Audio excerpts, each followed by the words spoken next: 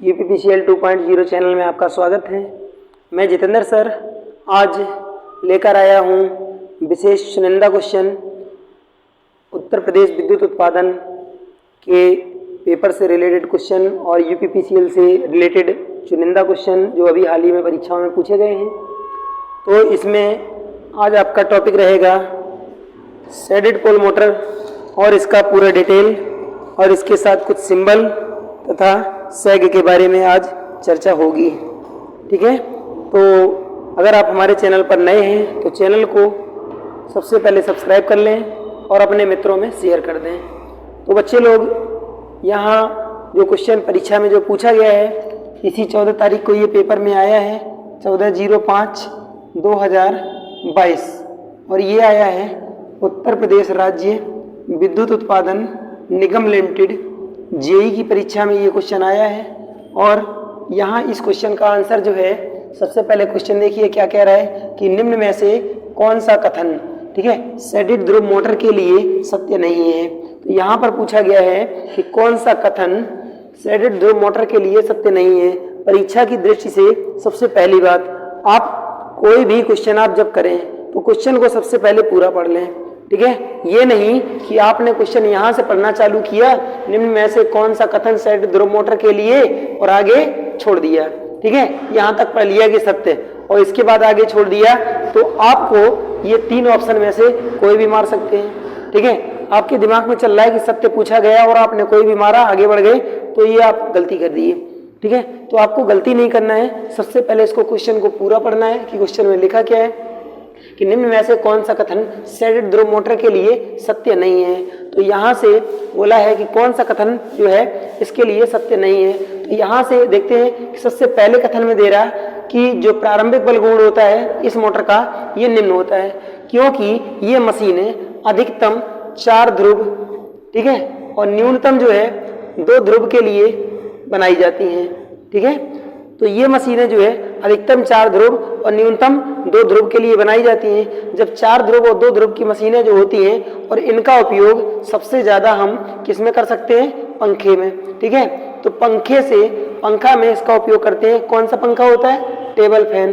ठीक है, जो टेबल फैन होता है उसमें इसका हम उपयोग करते हैं, जनरली टेबल फैन में करते हैं, घड़ियों में भी इसका उपयोग करते हैं, खिलौनों में भी करते हैं। तो ये सभी जो इंस्ट्रूमेंट होते हैं ये कैसे होते हैं, ये छोटे छोटे होते हैं।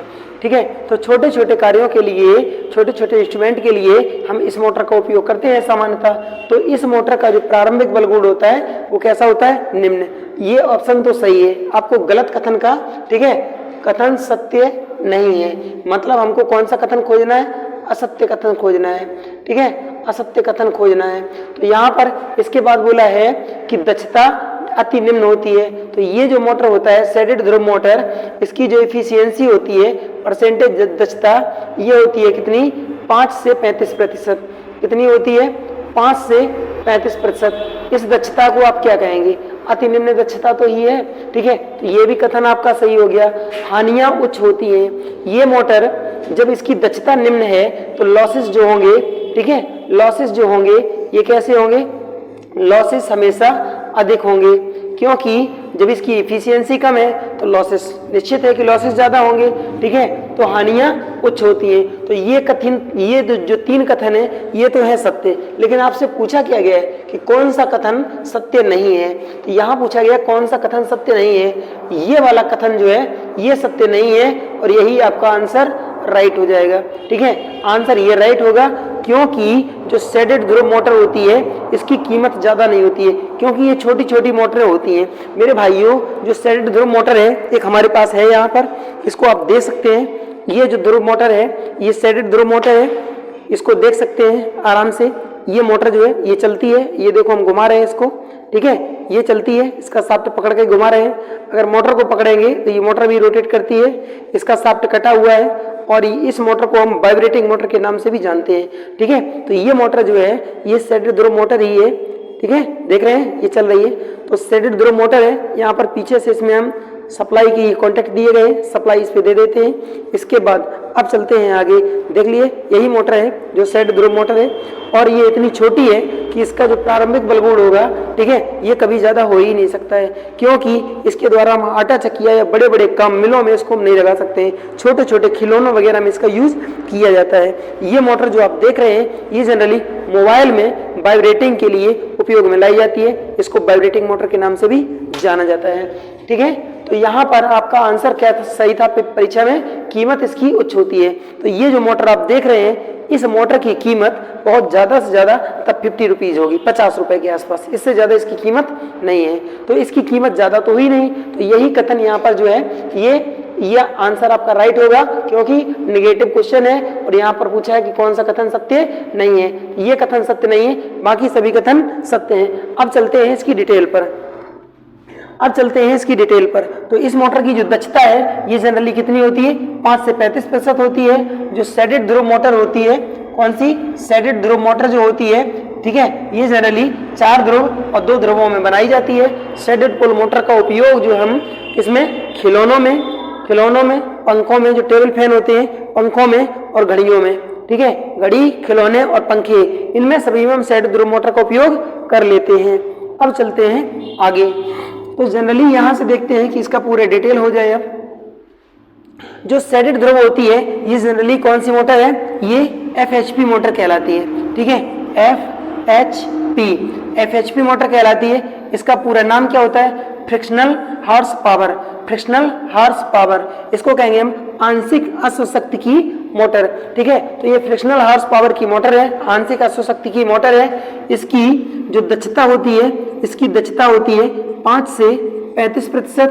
ठीक है, इसका उपयोग हम खिलौनों में, घड़ियों में और टेबल फैन में करते हैं। ये मोटर जनरली 2 ध्रुव, ठीक है, 2 ध्रुव और 4 ध्रुवों में बनाई जाती है। ठीक है, न्यूनतम 2 ध्रुव और अधिकतम 4 ध्रुवों में बनाई जाती है। शेडेड पोल जो मोटर होती है इस मोटर को किस नाम से भी जाना जाता है, छादन मोटर। क्या कहते हैं, छादन मोटर। ठीक है, या आच्छादित मोटर, इस नाम से भी इसको जाना जाता है। ठीक है, जो शेडेड पोल मोटर है इसको छादन मोटर या आच्छादित मोटर के नाम से भी जाना जाता है। अब चलते हैं इसकी डिजाइन पर।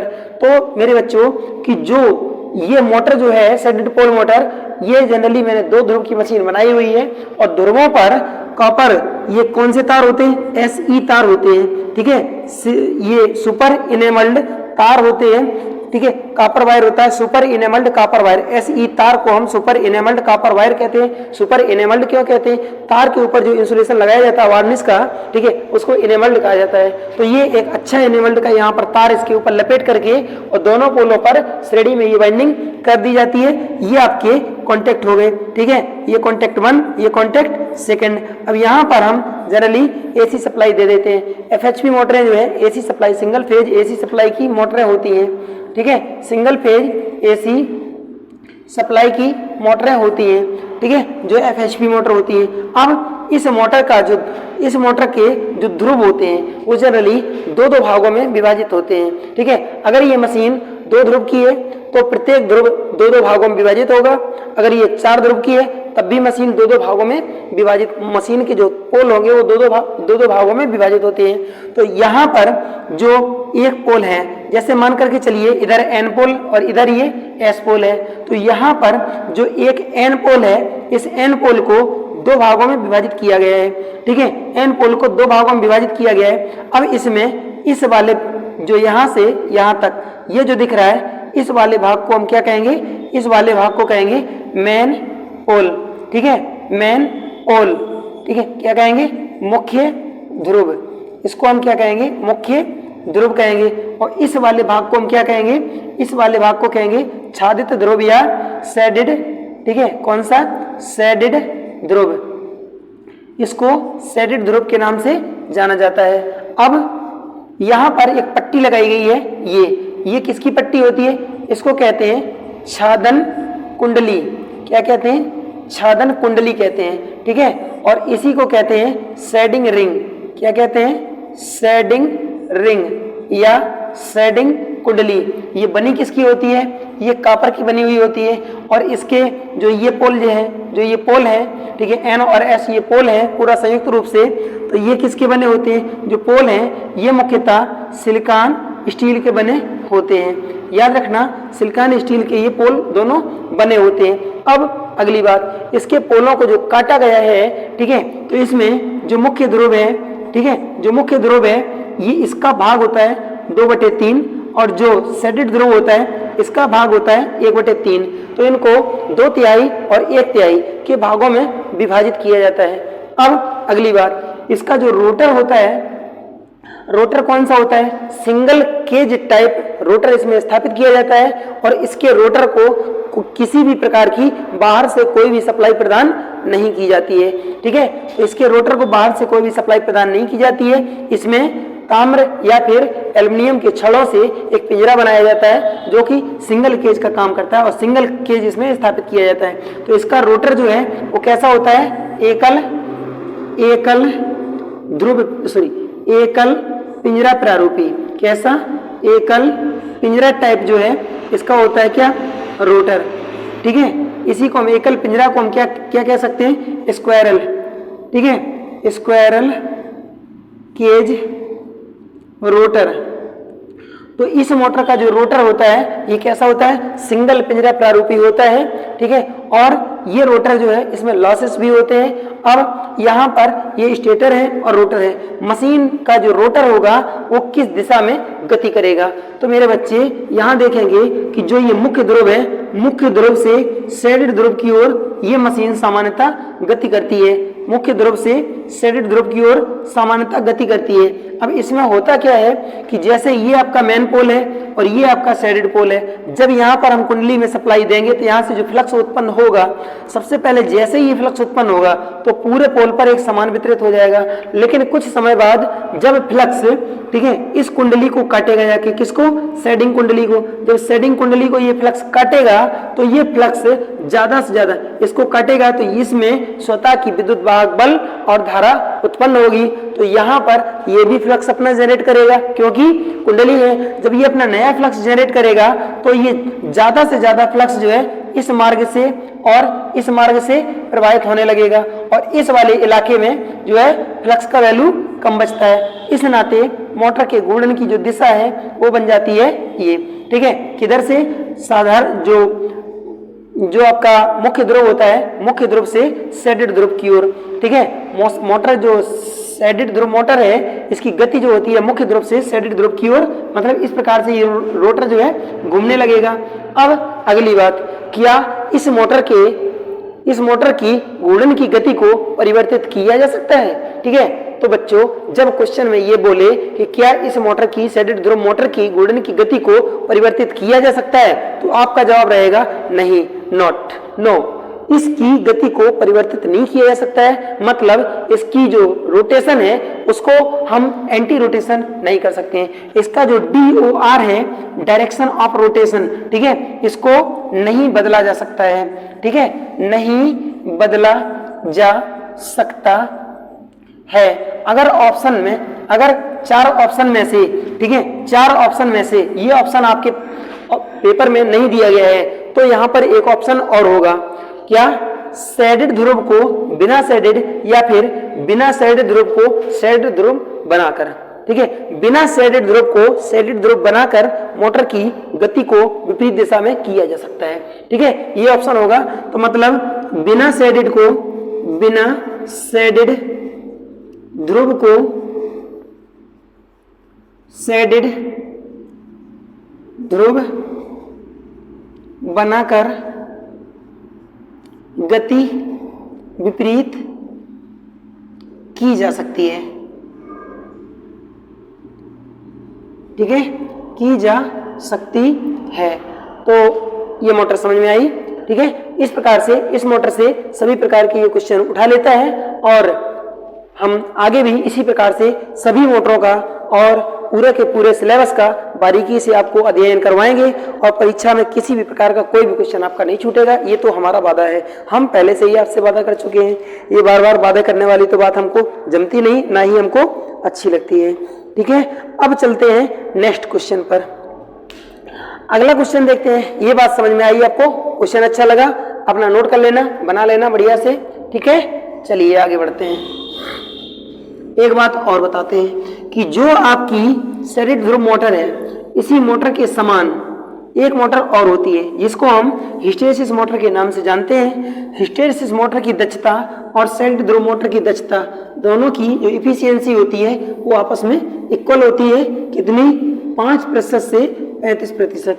जो हिस्टैरिसीस मोटर होती है उस मोटर को नॉइसलेस मोटर के नाम से भी जाना जाता है, मतलब ध्वनि रहित मोटर। और हिस्टैरिसीस मोटर का उपयोग जो है जनरली हम आवाज रिकॉर्ड करने वाले यंत्रों में करते हैं। हिस्टैरिसीस मोटर हिस्टैरिसीस हानियों के सिद्धांत पर कार्य करती है, ठीक है।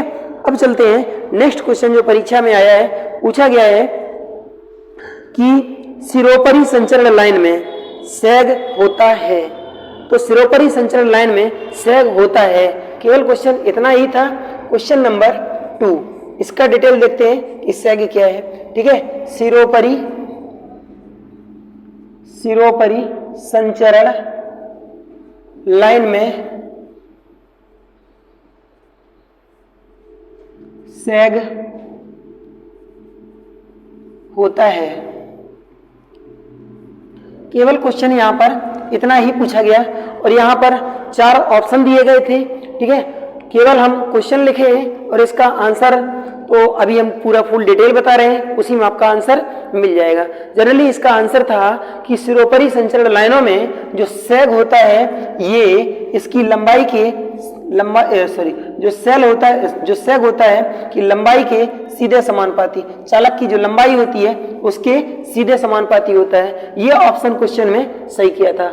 हम आपको लेकर के चलते हैं इसके फुल डिटेल पर, पूरा एनालाइज बताएंगे। बच्चे लोग अगर हमारे चैनल पर आप नए हैं तो चैनल को सब्सक्राइब कर लें, अपने मित्रों में शेयर करें। जितना ज़्यादा आप शेयर करेंगे, सब्सक्राइब करेंगे, हमको उतना ज़्यादा अच्छा लगेगा और हमारा मोटिवेशन बढ़ेगा।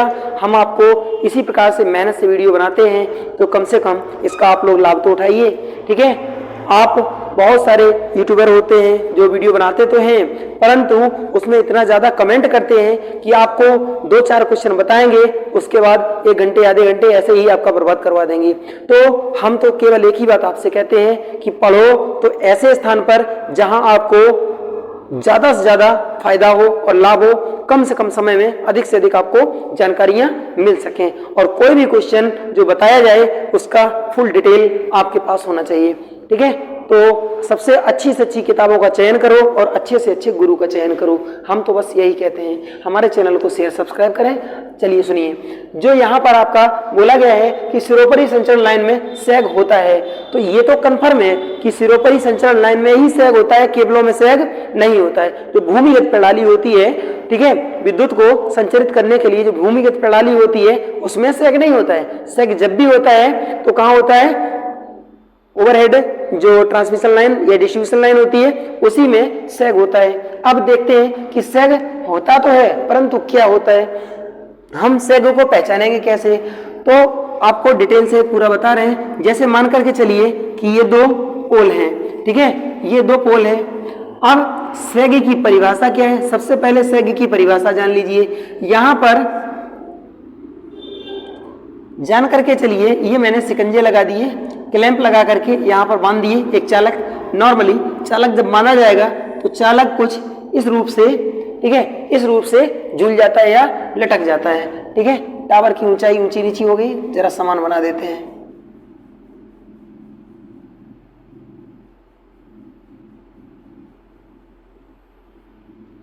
जैसे मान करके चलिए ये खंभा बनाया गया है और इसमें इसको इस रूप में लगा दिया गया है, ठीक है। जब चालक सैग, इसकी परिभाषा, ठीक है, सैग जो होता है ये वास्तव में क्या होता है? जो सैग होता है ये वास्तव में होता क्या है? सैग को हम झोल के नाम से भी जानते हैं, ठीक है। सैग को हम झोल के नाम से भी जानते हैं। सैग को हम शिथिलता के नाम से भी जानते हैं, शिथिलता, ठीक है। सैग को हम शिथिलता के नाम से भी जानते हैं। सैग को S के द्वारा प्रदर्शित किया जाता है।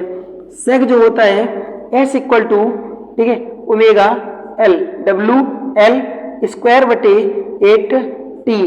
इस प्रकार से हम सैग को जो है हम ज्ञात करते हैं। सैग जो होता है सेग जो होता है ये किसके, चालकों के भार, ठीक है, चालकों का जो भार होता है किलोग्राम प्रति मीटर में, इसके सीधे समानुपाती होता है।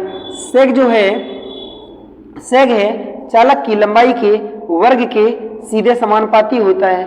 लंबाई को मीटर में लेते हैं। जो सेग है तनाव के, जो सेग है ये क्या, तनाव के व्युत्क्रमानुपाती होता है। तो इस प्रकार से यहाँ पर डिटेल क्वेश्चन में पूछा गया था कि सेग क्या है, तो जो सेग है वो क्या है कि लंबाई के, चालक की लंबाई के वर्ग के सीधे समानुपाती, ठीक है, चालक की लंबाई के वर्ग के सीधे समानुपाती जो है वो सेग होता है।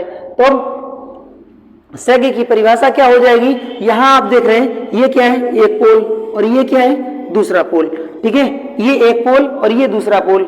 जनरली यहां पर मैंने जो है ये बनाया है ग्राउंड लेवल, ठीक है, इसको क्या कहेंगे हम, GL कहेंगे, ये ग्राउंड लेवल है। कोई भी खंभा है अपनी संपूर्ण लंबाई का 1/6 या 1/5, ठीक है, वहां भाग, और यहां पर बचा आपका 5/6 या 4/5, ठीक है। जो ग्राउंड लेवल होता है, ग्राउंड लेवल से किसी भी खंबे की जो आपके पोल होते हैं, मतलब डिस्ट्रीब्यूशन जो पोल होते हैं, उसकी अपनी संपूर्ण लंबाई का कोई भी खंबा जमीन के नीचे जो है वो कितना दाबा जाता है, 1/6वां भाग या 1/5वां भाग, जबकि जमीन के ऊपर जो है वो 5/6 या फिर 4/5वां भाग जमीन के ऊपर रहता है। तो जनरली जो पोल होता है उसकी डिस्ट्रीब्यूशन पोल की जो लंबाई है, ठीक है, 11 kV की लंबाई जो पोल की होती है, RCC पोल की या PCC पोल की, ये होती है 67 मीटर। ये बात याद रखना। अब सेग की परिभाषा बताते हैं कि दो पोलों के या दो खंभों के बीच, ठीक है, दो खंभों के बीच झूलता हुआ या लटकता हुआ, दो खंभों के बीच झूलता हुआ या लटकता हुआ चालक सेग के रूप में कार्य करता है, ठीक है। यहां से अगर इसको देखते हैं, इसकी तनन, ये वास्तविक तनन ये होगी, और इसके बीच में जो ये डिस्टेंस होगा यही आपका सेग है। S बराबर WL²/8T, ठीक है, WL²/8T। तो जो चालक नीचे की ओर जो झूल रहा है, ठीक है, जो नीचे की तरफ चालक जो झूल रहा है, इसी को हम क्या कहेंगे, ये जितना अपनी सामान्य अवस्था से नीचे की तरफ जो झुका हुआ है यही आपका सेग है, ठीक है, यही आपका सेग है। तो दो खंभों के बीच लटकता हुआ चालक सेग होता है या सेग के रूप में होता है, झोल के रूप में होता है, ठीक है। या दो खंभों के बीच जो चालक लटकता है उसको किस नाम से जाना जाता है, दो खंभों के बीच जो चालक लटकता है उसको, लटके हुए भाग को जो चालक लटकता है उसको कैटेनरी, ठीक है, कैटेनरी। ये किस रूप में लटकता है, तो इसका रूप है, बच्चे लोग ये बात अपनी याद रखना, ये पॉइंट बहुत ही अच्छा है, परीक्षा के आने के लायक है और आया भी है, ठीक है। तो जो झोल के रूप में चालक जो लटक रहा है उसकी कंडीशन क्या हो जाती है या उसकी आकृति कैसी हो जाती है, कैटेनरी के रूप में, ये कर्व की भांति हो जाता है, इसको कैटेनरी कहा जाता है। जो झूलते हुए चालक हैं उनको कैटेनरी का रूप कहा जाता है जनरली, ठीक है। तो बात हमारी समझ में आई कि दो पोलों के बीच में झूलता हुआ चालक सेग कहलाता है या सेग के रूप में कार्य करता है। अब पॉइंट है अगला कि सेग का मान जो है, ठीक है, कहां पर, खंभों के पास, खंबे के पास में जो S होगा इसका वैल्यू कितना होगा, खंबे के पास जो S होता है सेग, ये कितना होता है, 0 होता है। खंबे के पास में सेग का मान कितना होता है, 0 होता है। जबकि केंद्र में, ठीक है, कहां पर, मध्य भाग, ठीक है, मध्य भाग जो चालक होते हैं, चालकों के दो खंभों के बीच में जो चालक स्थापित किया जाता है, कौन सा चालक स्थापित किया जाता है, जनरली ACSR कंडक्टर यहाँ पर लगाए जाते हैं, ठीक है, aluminium core steel reinforce conductor, ठीक है। तो जो चालक, जो मध्य चालक की अपनी एक खंभे से दूसरे खंभे के बीच, ठीक है, बीच जो होता है, केंद्र में जो मध्य भाग में जो लटकता हुआ, ठीक है, जो डिस्टेंस होगा, तो मध्य भाग में जो सेग का वैल्यू होगा S बराबर कितना होगा, अधिकतम होता है, अधिकतम। तो सेग अधिकतम, तो पूछा जाएगा क्वेश्चन कि किसी दो खंभों के बीच में अधिकतम सेग किस स्थान पर होगा, किसी दो खंभों के बीच सेग अधिकतम किस स्थान पर होगा। तो संपूर्ण चालक जो है एक खंभे से दूसरे खंभे के बीचों बीच सेग अधिकतम होगा, जबकि सेग जो है पोलों के किनारे ठीक है, या पोल के पास में चालक जो लगा है वहां पर सेग जो होता है वो कैसा होता है, वो शून्य होता है। अब चलते हैं आगे, ठीक है। लटकता हुआ चालक क्या कहलाता है, कैटनरी कहलाता है, ये बात आप याद रखना। अब चलते हैं इसकी कुछ और प्रॉपर्टी के ऊपर। जब मान लीजिए कि जो सेग है ये कब बढ़ता है या घटता है, प्रभाव, ठीक है, प्रभाव, चालक पर सेग के प्रभाव। अगर मान लीजिए कि जो चालक है, ठीक है, चालक है, तो चालक के ऊपर यदि बर्फ पड़े तो बर्फ के कारण सेग का वैल्यू क्या होगा, चालक के ऊपर अगर बर्फ पड़ेगा तो इसका वेट क्या होगा, जनरली बढ़ जाएगा। तो सेग का मान क्या होगा, बर्फ चालक पर बर्फ पड़ने पर, चालक पर बर्फ पड़ने पर सेग, ठीक है, सेग क्या होगा, सेग बढ़ता है, क्योंकि जैसे ही चालक पर क्या पड़ेगा, बर्फ पड़ेगी तो चालक का वेट बढ़ेगा, और जब वेट बढ़ेगा तो जब भार बढ़ेगा तो भार के सेग जो होता है वो कैसा होता है, सीधे समानुपाती होता है, अर्थात सेग का वैल्यू बढ़ेगा। अगली कंडीशन, ठीक है, जो सेग होता है ये क्या होता है कि चालक पर वायु दाब, ठीक है, वायु दाब के कारण क्या होगा, सेग बढ़ता है, ठीक है, वायु दाब के कारण सेग का वैल्यू बढ़ता है। जैसे एयर का प्रेशर पड़ेगा तो सेग क्या होगा, बढ़ेगा। अब चालक की अगर क्या तनन सामर्थ्य, ठीक है, तनन सामर्थ्य बढ़ाते हैं तो सेग क्या होता है, घटता है। अब देखिए जरा यहाँ इस पॉइंट को, यहाँ पर लिखा है घटता है, तो जब चालक की तनन सामर्थ्य, मतलब इन चालकों को और अगर खींच दिया जाए, जब चालक को और थोड़ा सा खींच देंगे तो क्या होगा कि इसके बीच का स्पेस कम हो जाएगा, अर्थात चालक को जब खींचा जाएगा या इसकी तनन सामर्थ्य जब हम बढ़ाएंगे तो क्या होगा, चालक के बीच में सेग कम हो जाएगा, ठीक है। तो अब अगला पॉइंट जो है, ताप बढ़ने पर, ठीक है, तापमान बढ़ने पर सेग बढ़ता है एवं ताप घटने पर, ठीक है, एवं ताप घटने पर सेग क्या होगा, सेग घटता है, ये बात याद रखना। तो ताप जब घटेगा तो सेग घटेगा, ताप बढ़ेगा तो सेग भी बढ़ेगा, ठीक है। अगला है लंबाई, जो चालक होते हैं, चालक की क्या लेंथ, लंबाई बढ़ने पर सेग जो होगा ये क्या होगा, सेग बढ़ता है, ठीक है। अब भार अगर बढ़ेगा चालक का अगर भार बढ़ता है तो भी सेग बढ़ता है, ये बात याद रखना, ठीक है। तो सेग बात समझ में आई, सेग समझ में आया। चलिए क्वेश्चन का जवाब मिला, क्या पूछा गया था, सिरोपरि संचरण लाइन में सेग होता है। तो सिरोपरि संचरण लाइन में जो सेग होता है ये क्या क्या होता है कि सेग जो होता है भार के चालकों के भार के सीधे समानुपाती, ठीक है, और जो चालक की लंबाई है, लंबाई के वर्ग के सीधे समानुपाती, तनन सामर्थ्य के, ठीक है, तनन सामर्थ्य के व्युत्क्रमानुपाती सेग होता है। तो बात समझ में आई हमारी। चलिए अब इसके ऊपर कुछ न्यूमेरिकल भी पूछे जाते हैं। जैसे मान करके चलिए जो भी न्यूमेरिकल पूछा जाएगा तो इस फॉर्मूले के ऊपर पूछा जाता है, ये फॉर्मूला अपना अच्छी तरीके से याद रखना। अब मैं बताता हूँ, इसी के ऊपर एक न्यूमेरिकल क्वेश्चन है। चलिए साफ किया जाए, आप लोग इसको अपनी कॉपी में नोट कर लेना, ठीक है, अच्छे से नोट कर लीजिए कॉपी में, इसको साफ करते हैं। अगला क्वेश्चन देखते हैं, एक न्यूमेरिकल क्वेश्चन है इसी सेग के ऊपर।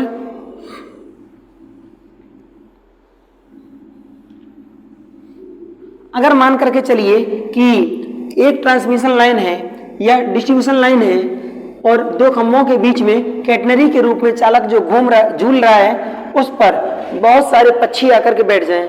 जब पक्षी बैठेंगे तो सेग के ऊपर क्या प्रभाव पड़ेगा। जैसे मान करके चलिए ये चालक है, इसके ऊपर बहुत सारे यहाँ पक्षी बैठ गए आकर के, तो सेग का मान क्या होगा? सेग जो है उस अवस्था में बढ़ जाएगा। सेग का वैल्यू बढ़ेगा क्योंकि ये चालक जो है ये किधर किधर की तरफ दबेगा? नीचे की तरफ। हमको चाहिए पोजीशन ये, परंतु ये कैटनरी के रूप में और नीचे की तरफ दब जाएगा, तो सेग का वैल्यू बढ़ जाएगा। पक्षी जब आकर के बैठ जाते हैं तो सेग का वैल्यू चालकों में बढ़ जाता है। ठीक है,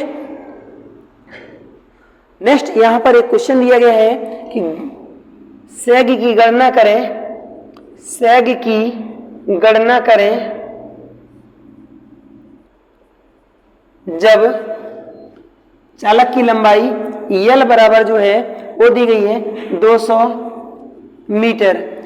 चालक की लंबाई L बराबर 200 मीटर। चरम दृढ़ता, चरम दृढ़ता, चरम दृढ़ता जो है वो दी गई आपकी 6000 किलोग्राम। कितनी? 6000 केजी। अब और आगे दिए गए हैं कि जो चालक का भार है, ठीक है, चालक का भार W बराबर ये W बराबर जो है ये कितना है? 900 केजी।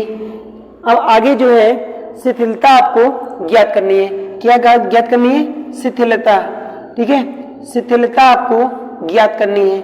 शिथिलता या सेग यहाँ पर मैंने लिख दिया है, यहीं पर लिख लीजिए। ठीक है, तो यहाँ पर लिख सकते हैं हम शिथिलता। शिथिलता इसी को हम सेग जनरली क्या कहते हैं? सेग कहते हैं। ठीक है, क्या कहते हैं? सेग कहते हैं। तो सेग आपको ज्ञात करनी है, शिथिलता आपको ज्ञात करनी है। क्वेश्चन आपके पास है। इस क्वेश्चन में एक चीज को छोड़ा है, वो चीज क्या है? यहां पर इसका सुरक्षा गुणांक, ठीक है, जो SF होता है सेफ्टी फैक्टर, ये इसमें नहीं दिया है। इसको जनरली क्या कहते हैं? सुरक्षा गुणांक। ठीक है, अब एक बात याद रखना, जब कोई संचारण लाइन की बात करेगा और यहाँ पर लकड़ी के पोल या जो टावर वगैरह होते हैं उनका सेफ्टी फैक्टर जो है जनरली 2 लिया जाता है। अब यहाँ पर हम सबसे पहले निकालेंगे, टी का वैल्यू यहाँ पर नहीं दिया है क्योंकि L दिया है, W दिया है, टी हमको फाइंड करना पड़ेगा। तो टी क्या होता है? तनाव। ठीक है, तनाव टी बराबर जो यहाँ पर दिया गया है चरम दृढ़ता, यहाँ पर लिखेंगे चरम दृढ़ता बटे सुरक्षा गुणक। ठीक है, चरम दृढ़ता बटे सुरक्षा गुणक। तो चरम दृढ़ता जो है आपकी 6000 है, बटे 2 कर देंगे तो ये हो जाएगा आपका 1500। ठीक है, तो यहाँ पर जो है 1500 केजी, ये आपका चालक का जो है वो तनन टेंसाइल स्ट्रेंथ आ जाएगी। अब हम निकालते हैं कि सेग, तो सेग बराबर होता है WL² बटे 8T। यहाँ से हम क्या करेंगे कि W का वैल्यू रखेंगे जो कि यहाँ पर दिया गया है, ये सीधे डायरेक्टली W का वैल्यू दे दिया गया है। W का वैल्यू जो है ये इतना प्रति केजी दिया गया, प्रति किलोमीटर दिया गया था। यहाँ से लिख सकते हैं प्रति किलोमीटर, ये W का वैल्यू यहाँ पर दिया गया था।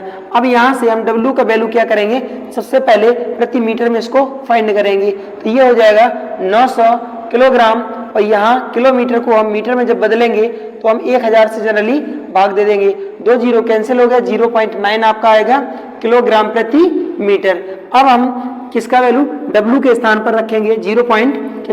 0.9 इंटू आपका L के स्थान पर आपको रखना है 200 का स्क्वायर, तो हम लिख देंगे 200 गुणे कितना?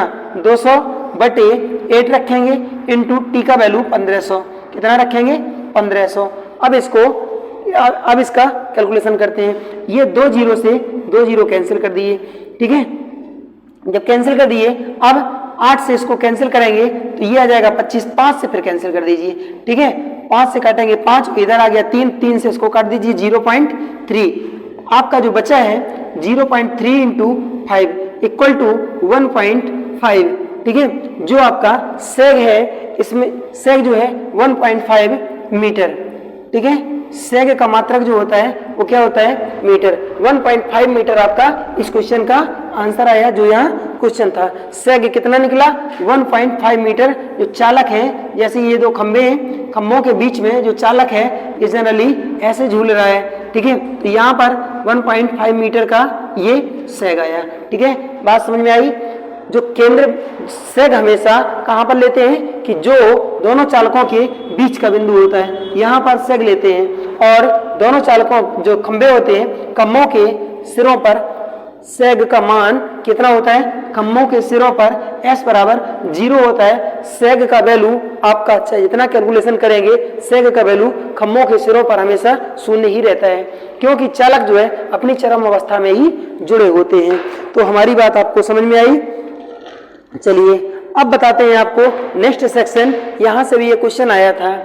चलिए आगे चलते हैं। यहाँ से एक क्वेश्चन पूछा गया था। जो क्वेश्चन है वो क्या कह रहा है कि यहाँ पर एक सिंबल दिया गया है और इस सिंबल को पहचान करके बताना है कि ये सिंबल किस स्विच का है। तो यहाँ पर आज हम आपको बताएंगे स्विच के सिंबल। ठीक है, स्विच के सिंबल,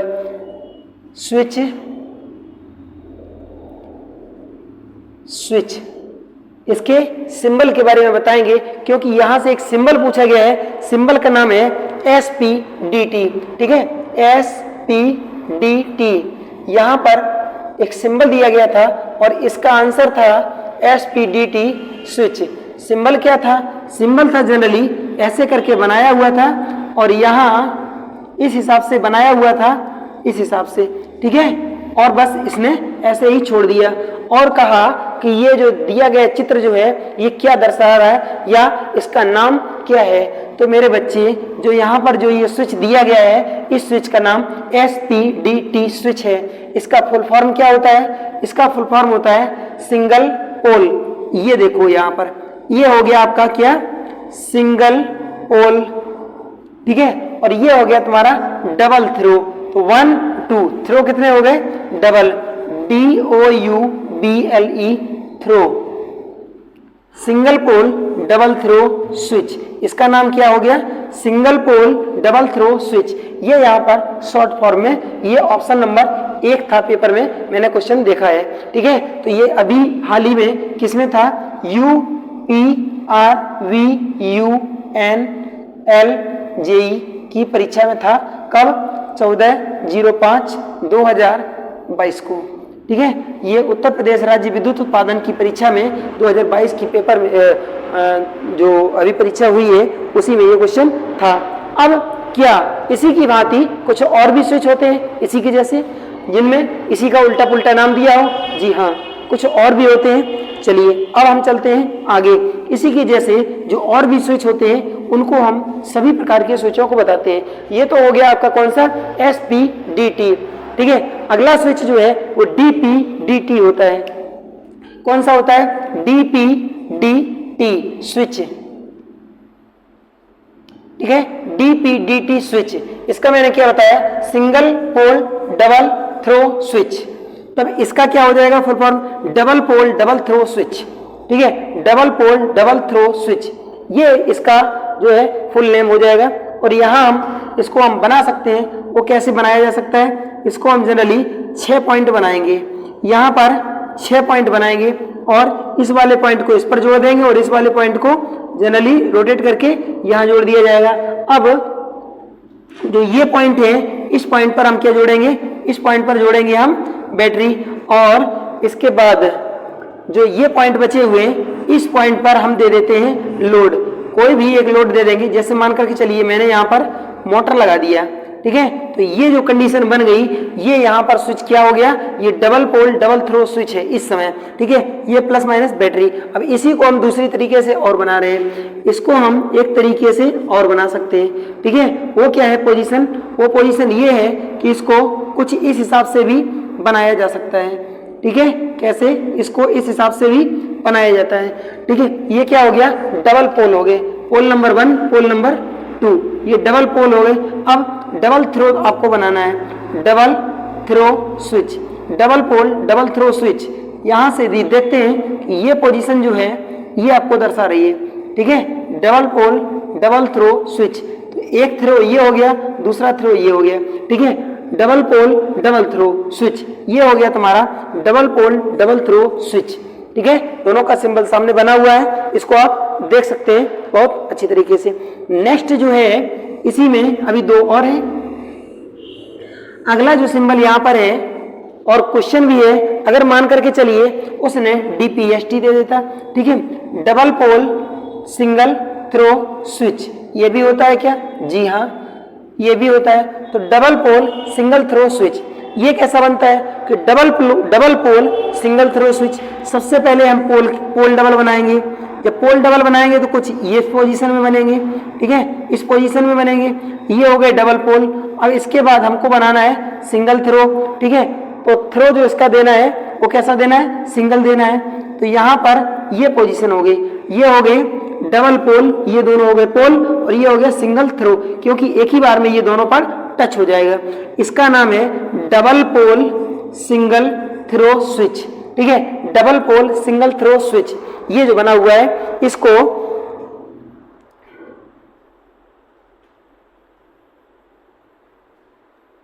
इसी स्विच का दोस्तों एक नाम और होता है, इसी को टॉगल स्विच के नाम से भी जाना जाता है, ठीक है, टॉगल स्विच के नाम से भी जाना जाता है। आप लोगों ने ये नाम सुना होगा। जनरली मोटरों में इसका उपयोग कर लेते हैं, घरेलू में भी कर लेते हैं, जो मेन सप्लाई पर जो स्विच लगाते हैं वही होता है, ठीक है।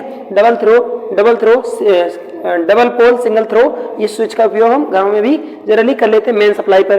अब इसके अलावा कोई और भी होता है? जी हाँ, अब ये और बचे हुए हैं, इसी के जैसा एक स्विच और बचा हुआ है। यहाँ पर देखिए क्या क्या हो गया, single pole double throw, double pole double throw, double pole single throw. अब बचा है सिंगल पोल सिंगल थ्रो, ठीक है, single pole single throw switch, ठीक है, single pole single throw switch ये बचा हुआ है। तो ये जनरली कैसे बनेगा? तो ये single pole single throw switch ये लगता है कहां पर? जनरली हम लोगों ने ये वाला स्विच देखा है, देखिए जरा, ये वाला स्विच आप लोगों ने देखा है। इस स्विच को ऐसे बनाया जाता है, जो हम लोग साधारण बोर्ड में जो लगाते हैं 2 पिन का स्विच जो होता है उसी की बात हो रही है यहाँ, ठीक है। हम ऐसे भी इसको बना सकते हैं, या इसी स्विच को हम जनरली ऐसे भी बना सकते हैं। तो ये हो गया single pole single throw switch, single pole single throw switch. एक बार सभी को फिर से सुन लीजिए, ठीक है।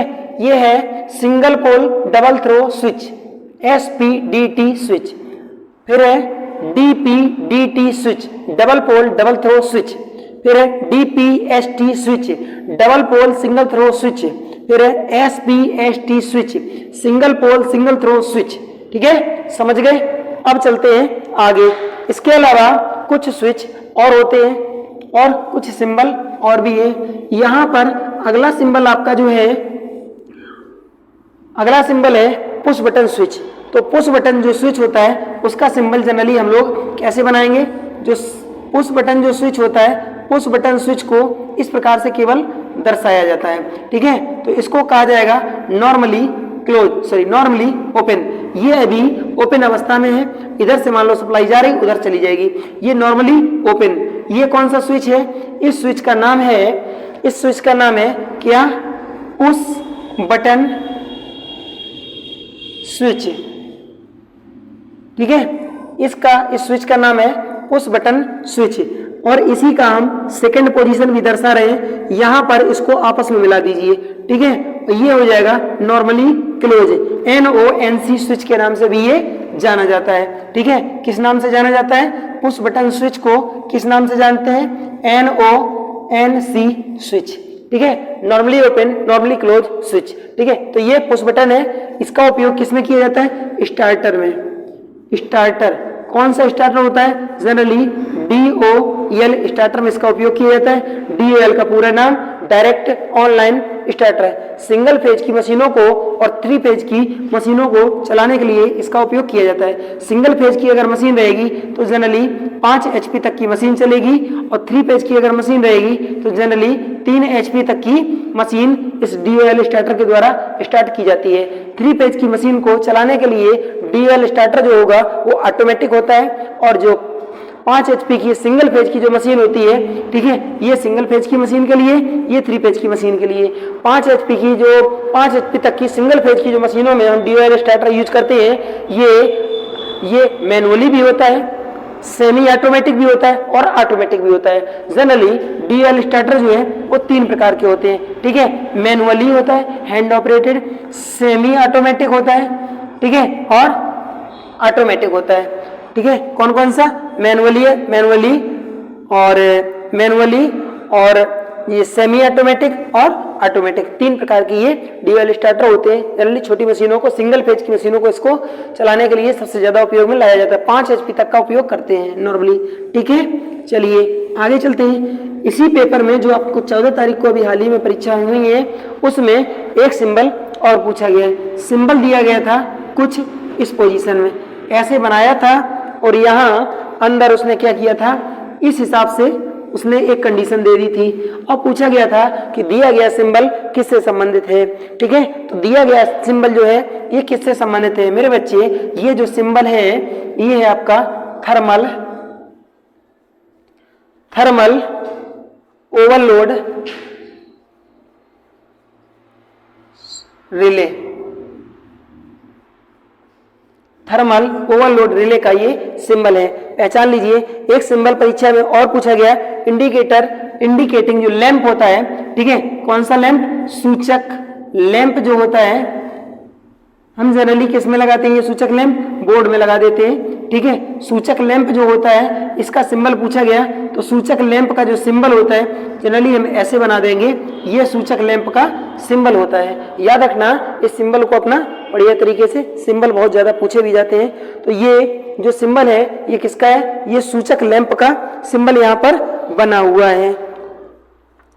तो बच्चे लोग हमारा वीडियो आज का कैसा लगा, अगर वीडियो अच्छा लगा हो तो वीडियो को शेयर करना ना भूलें, क्योंकि मैं कोई भी वीडियो बहुत ज़्यादा मेहनत से बनाता हूँ, और शायद ये आप किसी 2 घंटे की क्लास में जाएंगे तो आपको जो वहाँ पर जितना आपको 2 घंटे में अधिक से अधिक पढ़ाया जा सकता है, हम उससे कहीं ज़्यादा आपको कम से कम समय में और अधिक से अधिक क्वेश्चन करवाने की कोशिश करते हैं। तो आपको ऑब्जेक्टिव से लेकर के सब्जेक्टिव तक, लिखित से लेकर के और न्यूमेरिकल तक, ठीक है, सभी प्रकार के क्वेश्चन का यहाँ सॉल्यूशन मिल जाएगा।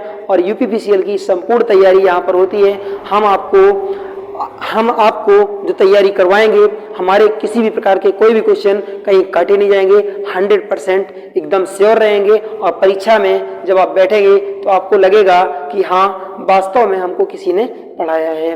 तो यहाँ पर हिंदी, रीजनिंग, जीके और आपका इंग्लिश और आपका टेक्निकल जो है, ये साथ साथ में कंप्यूटर की भी चर्चाएं बीच बीच में होती रहेंगी, और कंप्यूटर के क्वेश्चन जो हैं आपको मिलते रहेंगे। हमारे टेलीग्राम चैनल पर जुड़ जाइए। टेलीग्राम चैनल का लिंक जो है डिस्क्रिप्शन में दिया गया है, और ऊपर आई बटन पर हमारे पिछले वीडियो देखने के लिए आप आई बटन पर क्लिक करेंगे तो आपको पिछले वीडियो हमारे मिल जाएंगे। प्ले स्टोर पर जाएंगे तो वहाँ सभी वीडियो हमारे देखने के लिए मिल जाएंगे।